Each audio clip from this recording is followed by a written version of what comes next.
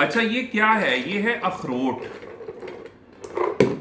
آپ نے کبھی غور کیا ہے کہ اخروٹ کی شکل جو ہے یہ انسان کے دماغ کی طرح کیوں ہوتی ہے؟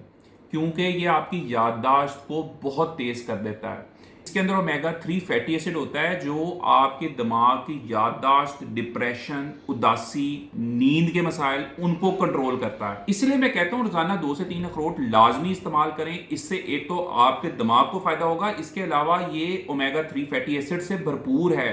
آپ کی دل کی جو شریانیں ہیں ان میں سوزش کم ہوگی، بلڈ پریشر بہتر ہوگا، کولیسٹرول اچھا رہے گا۔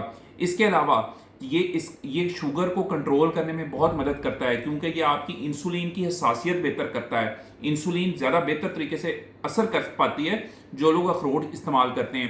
موٹاپے کو کنٹرول کرنے کے لیے بہترین ہے، کیونکہ اس میں فائبر بے شمار ہوتا ہے، آپ کے میٹابولزم کو سٹرونگ کرتا ہے۔